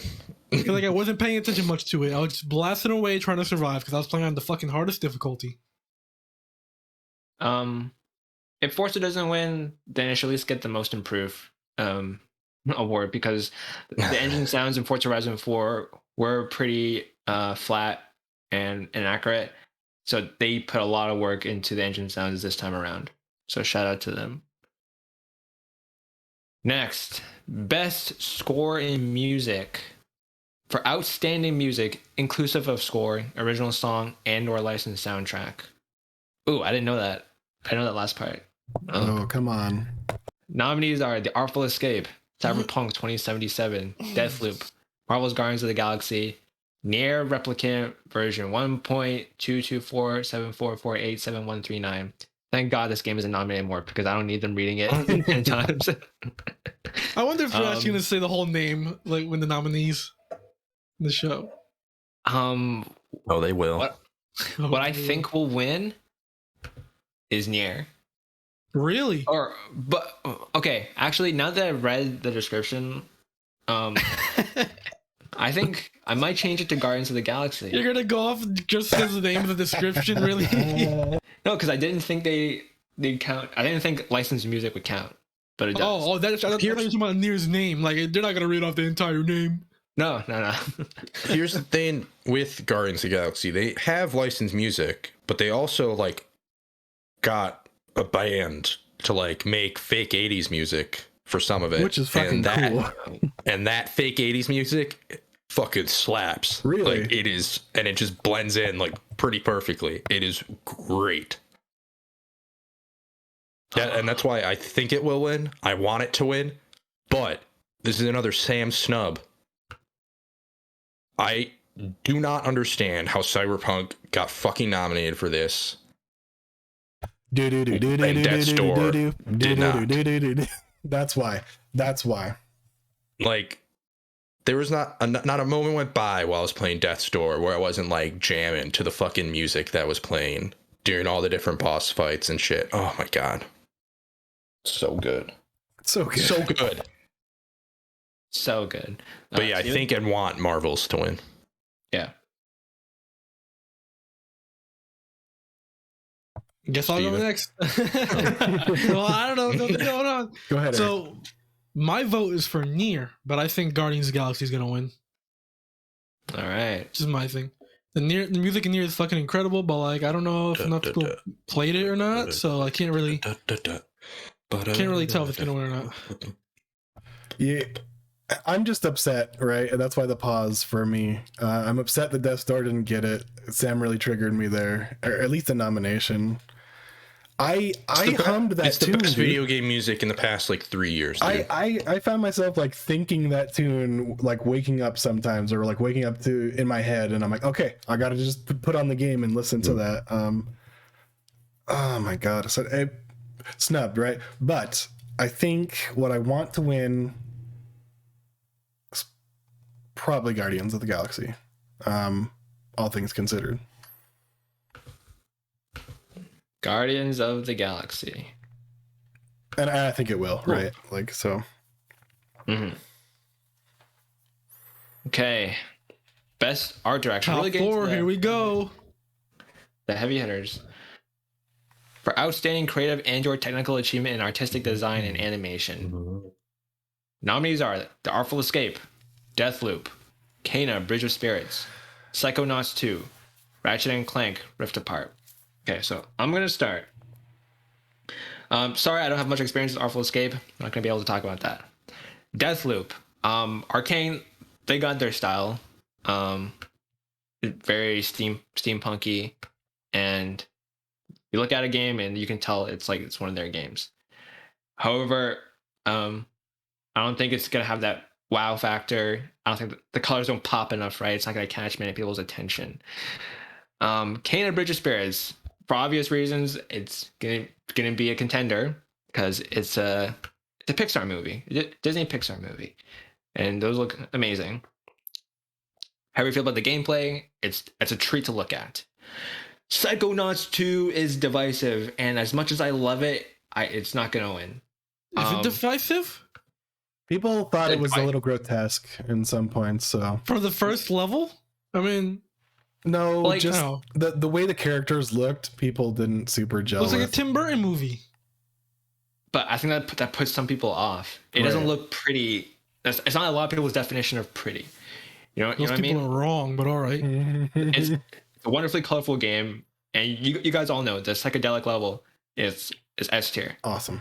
But a lot of people are going to be looking at the character designs and the fact that it doesn't look as next gen as Kena or Ratchet & Clank, right? Which brings me to Ratchet & Clank, which is another very beautifully animated movie, lots of HDR, and so if Kena's gonna get best debut indie game, I think Ratchet's will win it because it has that AAA bonus points. That's my pick. I want Psychonauts to win, trust me, but it's gonna go to Ratchet. Sam. Out of these ones, I want Psychonauts 2 to win. think Ratchet and Clank will win, but I have two more Sam snubs. Death's Door once again. Just there is a boss fight in that game where it's just the art design of that boss fight is fantastic. Talking about the Raven, or are we talking about the? Yeah, it's all like black and white. Yeah. Oh my god, it's amazing. And like outside of that boss fight, the whole game just looks beautiful. The frog fight was really cool, man. Yeah, dude, just the art style in that game is incredible. And then my other snub, Guardians of the Galaxy. Once again, I think that this game, it just looks great, and like I don't know if you're like counting character design and art direction, but like kind of, yeah. I would count that. And all the characters look fantastic. I think, very, very inspired. I would have put both of these games instead of Deathloop. Probably, I probably would have put both of these games instead of kind of, Wow. Yeah. maybe not. I don't know. I would definitely would have put Death's Door instead of kind of. I would have put both of them instead of Deathloop. Okay. Because nothing like Deathloop looks great, but like I don't think nothing about it like pops when you think in wow, visuals, this is a great art direction. Like they really had something here. While both Guardians and Death's Door, I think, have very cool vibes to their art direction and visuals. Sam. I mean, not Sam. Steven. So my personal pick is going to be The Artful Escape. That's one of the things that really, really drew me to the game to begin with. It carries on. I think it hands down takes this award as far as my personal pick. And you know what? I'll say it. I think it's going to win. I think it's going to win Best Art Direction. Oh, all right. I hope you're right. Even though I love Death's Door, Sam, even if it was on here, I think I'd still pick The Artful Escape. Like, yeah, the Artful Escapes. It's just such a strong art direction and such that's what I remember. Like, is the trippy visuals and things like that. And even though Psychonauts had some of that, this takes it to like 11. So yeah, it's Annapurna. They fully commit to their art styles and just they really blow everyone out of the water when it comes to art direction, to be honest. Yeah. Yeah. Eric. I guess I'm the odd one out here because I picked Psychonauts 2 for both my personal and what I think will win. Because one, the variety of like level art styles there is in that game is like it's pretty good. Because like obviously, like I said, the first level is like all fucking teeth, which is fucking freaky as fuck. And then like Sam said earlier, like the psychedelic level in that game is pretty fucking great. Especially like HDR, I feel like the level would pop out so much. I have HDR. Yes, it looks fantastic in HDR. Amazing. Also, shout out to Jack Black for that. Yeah. I didn't even know it was Jack Black until you mentioned it like a while ago. Like I was like, holy shit, is it? Yep. So there's that. Well, yeah, it's really like I feel like the art style is like a lot. Like I think Gaff used to like people are turned off by like the arts, like the way it looks like a Tim Burton movie. But I feel like that's kind of like its strength, where the fact that it does look like a Tim Burton movie makes it so you can like do the wacky stuff in that game that it can do. But people are gonna sleep on it. I'll agree. Yeah, probably. And since Sam was mentioning snubs, I forgot to mention in the last category, best score music. Where the fuck is Persona 5 Strikers? Like the fucking remixes in that game, fucking top notch. I didn't really expect it in this Game Awards, but like not even like a mention of music. Come on. Sorry, Persona 5 can only be nominated so many years in a row. All right. Best narrative. For outstanding storytelling and narrative development in a game, nominees are Deathloop, It Takes Two, Life is Strange: True Colors, Marvel's Guardians of the Galaxy, Psychonauts 2. Now, real quick, can I go first? Oh, go ahead, Eric. Because I really... this is weird because I love fucking game stories, but I haven't played anything besides Psychonauts in this list, so my personal pick is Psychonauts. That's the only thing I played. But what I think will win, I'm going to say Guardians of the Galaxy. Ooh, yeah. So Guardians of the Galaxy did come out very recently, and people got to the ending, like even later, right? So it's even more recent. And apparently people love the ending. So that's a merit there. I both want It Takes Two to win, and I think it will win. The story of a couple trying to figure out their divorce, how to be friends again, how to love each other again, is so compelling, and it's told in such a whimsical, but not childish way, right? It does know how to be serious and deals with real themes. And like anything that has to do with the daughter just breaks my heart. Yeah.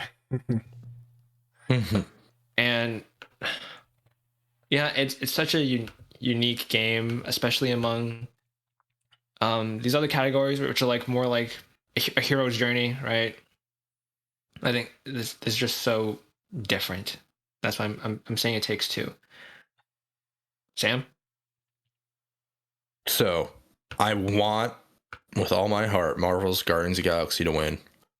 I don't think it will win. But I think this game should be. I think it should be rewarded for how good the fucking writing is in this game, and not like not necessarily like the overall like story, but which is still fantastic. But just like the little moments and like The banter between the the banter. There's literally. First of all, I have never laughed so hard at a game than this one. It is so fucking funny. But there was a moment like pretty early on where Drax has a line. I'm not going to say what it is because I don't want to spoil it because it is just a great kind of like 2 moments. There's just like this one line which is like I laughed so hard at, the funniest shit ever. And he says that, and then like 12 hours later, there's fucking payoff for it, and it's oh my god, it was fantastic. I was like, are you fucking kidding me? We're actually going to do this right now. Yeah, I really really want it to win. I don't know that it will. And I'm almost rethinking my thing here. I think It Takes Two might win, but I'm gonna stick with my guns just because I think Life is Strange is going to win it. And I would want Life is Strange to win it, I think, over Marvel's Guardians of the Galaxy if it wasn't for the last episode, which isn't bad, but it didn't hit. So yeah, I could see It Takes Two or Life is Strange winning, but I think Life is Strange will win. Steven. So I'm gonna go my personal pick with Psychonauts 2. I think the writing is honestly top notch, right? I think and of course I haven't played enough of It Takes Two maybe to be as impactful for me. But yeah, I think really when I think of the narrative in a game, specifically the story it tells and the way some of this unravels and the twists that you see in there and the writing, which I laughed at often, and I thought it was really did laugh a lot. Cute and clever, right?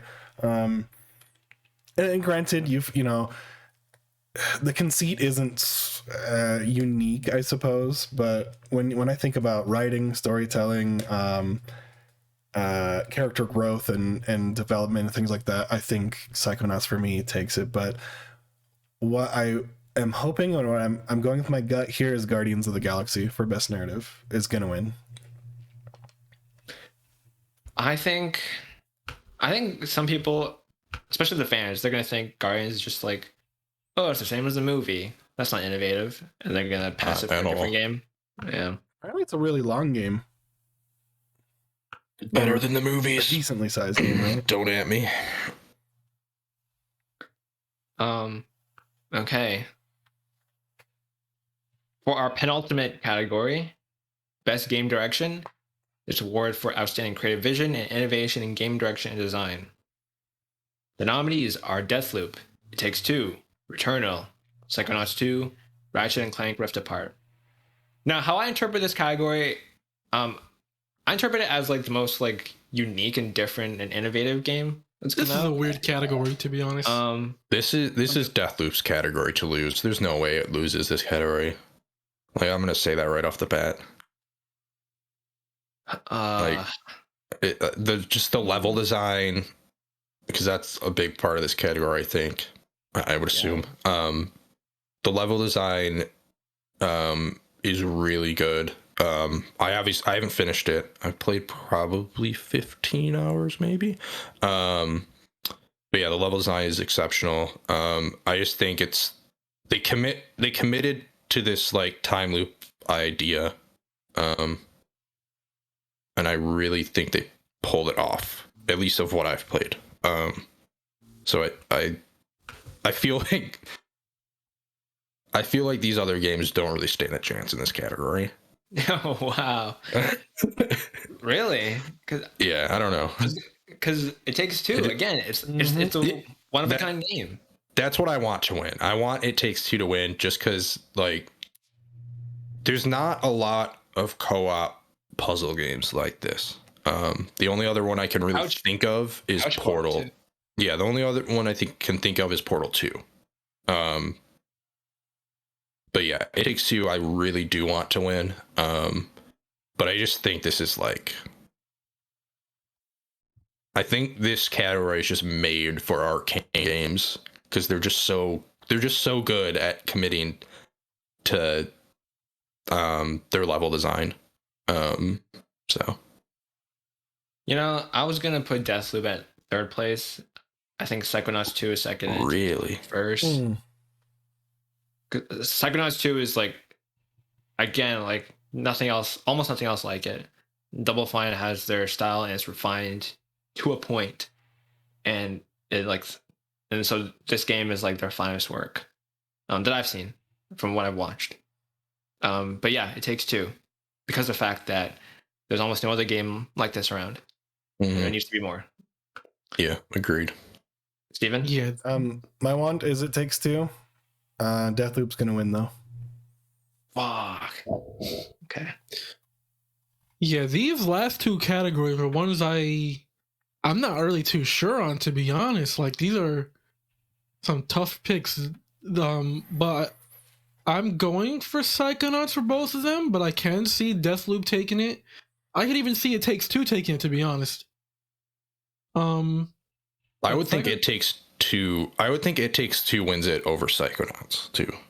Yeah, like I would think, but this is a kind of a tough one because this category is almost like Game of the Year award, but not Game of the Year award, which is weird. Yep. Yeah. But I'm going Psychonauts too, just because I like how the level design in that game was. I feel like the description of the award says, awarded for outstanding creative vision and innovation in game direction and design. Like, Psychonauts 2 has some creative elements in there, is what I'm going to say, and I feel like it does them very well. That it could win this, but like I said, this could be done to any other game, and I wouldn't really be too mad about it, to be honest. And now for the grand finale, the award to take all awards. The big daddy of them all. Game of the Year of 2021. Recognizing a game that delivers the absolute best experience across all creative and technical fields. We have 6 nominees. The nominees are Deathloop, It Takes Two. You know what? No, I'm gonna roll this back. Deathloop by Arcane Studios / Bethesda / Xbox Game Studios. It Takes Two by Hazelight Studios / EA. Metroid Dread by Mercury Steam / Nintendo. Psychonauts 2 by Double Fine / Xbox Game Studios. Ratchet & Clank Rift Apart by Insomniac Games / Sony Interactive Entertainment. And Resident Evil Village by Capcom. Oh man, which of these games encapsulates the entire year? I've got a hot take for you right now. What's that? Instead of saying what does deserve it, I'm going to tell you 2 games that I think should not be on this list. Resident Evil Village, get the boot out of here. I don't think that many people have talked about that game ever since that came out. Like, it just came and went. And I think Ratchet & Clank Rift Apart, get out of here as well. Woo! I agree. I love the Ratchet & Clank series. It's a fucking fantastic PlayStation game, but I think Ratchet and Clank Rift Apart's a little overrated, to be honest. I haven't thought about it since I finished it. Like I platinumed it, and I was just like, "Well, this was I fun, think it's a fun game, but in the end of the day, it's just more Ratchet and Clank. It doesn't do anything different at all. The whole portal, instant portal thingy is really just kind of feels like a gimmick. They don't really fully utilize it at all, and I don't think this game belongs in this list. Yeah, it's like the whole portal thing is like essentially just using a grappling hook a lot of the times. Like it's not really. A lot of it is scripted, and it's not like really done a lot of similar things, honestly, with even that mechanic in their prior games too. So not like to the technical level, but like portals and things like that. So. And there wasn't, I don't know. I honestly liked the remake better than this one. Oh, I don't know about that, but I feel like Ratchet and Clank gets a little bit like overhyped when people talk about Game of the Year awards. To be honest, like it doesn't. If you played past games, you've played a Ratchet and Clank game. Yeah. And Rift Apart doesn't do really anything that different. Yeah, I agree. I would have put. This is my last Sam snub. I would have put Guardians of the Galaxy instead of Ratchet and Clank. Honestly, in my heart of hearts, I would have put Death's Door, but I understand that Pride didn't have any sort of chance. I don't really think Guardians had that much of a chance, but I think it's underrated, pretty criminally underrated. Hey, I'll throw in a Gaff snub, right? Yeah. Forza Horizon 5. That's a Steven snub too. Come on. Yep. Yeah. Is it an Eric snub? Yeah, sure. Basically, because so for me personally, I wouldn't like. I think it should belong on this list, but I wouldn't personally vote for it for overall game of the year.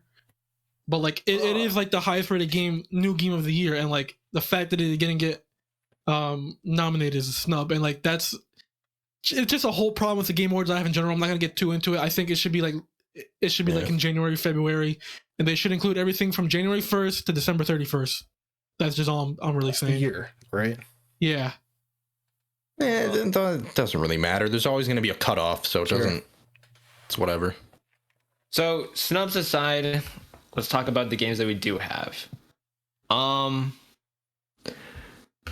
God damn it! If It Takes Two wins, I might cry. So this is really tough for me because like after eliminating those two that I just said don't belong. It's either Deathloop, It Takes Two, Metroid Dread, and Psychonauts, and I've only played half of that list. So, thought you were gonna say after eliminating those two, I'm gonna pick Ratchet and Clank. No, I really want It Takes Two to win out of these ones. That'd be really, really cool. Just to see Joseph Ferris on stage give that fucking acceptance speech would be so great. Because this is at the end of the show. He's probably gonna be so drunk. Like it would be fantastic. Because also he'll probably have won at least one other award by then. So man, he'll be Oh my god, in a really good mood. I think. Wait, Sam, before we go, like, I hope It Takes Two wins every award, so he gets on stage and progressively just gets worse and worse in the whole. Just every time he goes up for a speech, he's like the first time he walks up normal, gives a speech. Second time he like is a little, you can tell he's a little buzzed. Third time he like stumbles. Third time he kind of like stumbles up the stairs. Yeah, God damn. But yeah, as I was saying, I think Deathloop will probably win. Oh.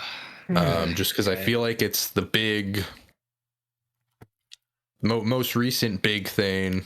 Like I don't think enough people really played Metroid Dread to. Although I don't know that enough people. I don't know that enough people played Deathloop either. Like I don't. Metroid Dread was the best-selling Metroid game, right? Mm-hmm. Right? But I mean, that's not really hard to beat. Not saying much. Yeah. Yeah, that's interesting. I don't know. I feel like Deathloop will probably win. That's just my thought. I think the jury, right? The industry people, like their combined force is going to be enough to get Metroid Dread the win, despite what the fans will vote. Are you sure though? Like I don't know. I think Metroid Dread is almost like universally liked or loved. I feel like for Dread though, it's like if you like Metroid, you're gonna like Dread. If you don't like Metroid, you're gonna be meh on it. And like, no, I don't know. Not just Metroid, but like Metroidvanias, like that subgenre of games. I think a lot of people have said this is like the cream of the crop of that subgenre. I just feel like it depends, like if you like that genre or not. And Hollow I don't Knight know. would like a word. Yeah, and I don't know. Like, this is a tough one. It's obviously the game of the year, and like, it's been a pretty weird year where there's like no definitive winner. You know. Good. I'd rather it be more of a same. For sure. Race. I think next year will be the same. I think there's gonna be A lot of so bangers. front runners. I think it's a little different though, because like it's gonna be a lot more bangers. You know what I mean? A lot. Yeah, it's gonna be all like 6 noms are gonna be like fucking bangers. Yeah. Yeah, because if any one of the games in this list was on for next year's, no chance it would win. Yeah. That's the thing. Except no, I say Metroid Dread stands up to the competition. But what's your pick, Eric? Man, I'm like between Dread and Psychonauts to be honest, and I don't know which one I want to pick. I feel like Dread deserves it more, but I think I'm gonna pick Psychonauts only because it's more accessible on other consoles. I really hope an Xbox game wins Game of the Year too. But I feel like It Takes Two might also. So yeah, personal picks. I think Psychonauts, but for overall winner, I don't know. I think. Just say it. I think I'm gonna go for Deathloop only because of the high reviews, and I don't. That's something that I wouldn't pick, but like. I feel like a lot more people talked about Deathloop than Metroid in Psychonauts. I think more people got over Deathloop. Like more I really don't know. Wouldn't it be great though to end the show with a nice community award, like a PlayStation console exclusive that is published happened before my Xbox? Wouldn't that be a nice gathering of the community? I think that'd be cool. No, like in the end, I can think these 4 games, I can see any one of them taking it. To be honest, and like, I wouldn't be mad. Which one? It's just that it's very hard to take. I think Deathloop, but like overall, I wouldn't be mad either or. Should I go? Yeah. Yes. What I think will win is Deathloop. And I hate it. I hate it. But it's just popular enough. I disagree. The marketing around that game, we were inundated with it, and it maybe put me off of the game initially, even trying it out, because it's just everywhere. What I want to win is Psychonauts 2. I want Psychonauts 2 to win. Hands down. I like It Takes Two, but I think, and I wouldn't be mad if It Takes Two wins. I'd actually be really happy, but I personally want Psychonauts 2 to win. I already mentioned It Takes Two win would be maybe the happiest person on earth, but give me Metroid Dread. I firmly believe Metroid Dread will topple all these other games. But honestly, it's a win-win-win. Yeah. Like, I'd be happy if besides RE8 maybe, but yeah, actually, yeah, I didn't think about that, but I'll agree, man. I think most of these games I'll be okay with winning. But like, what I can't wait for is when they do they have the orchestra mash up all of these game themes together.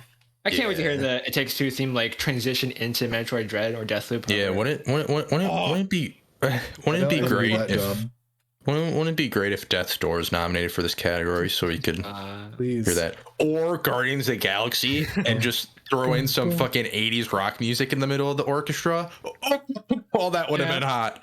That's pretty Yeah, sick. you have me excited to hear that orchestrated version God. of the Metroid theme. Damn it, they robbed us of that.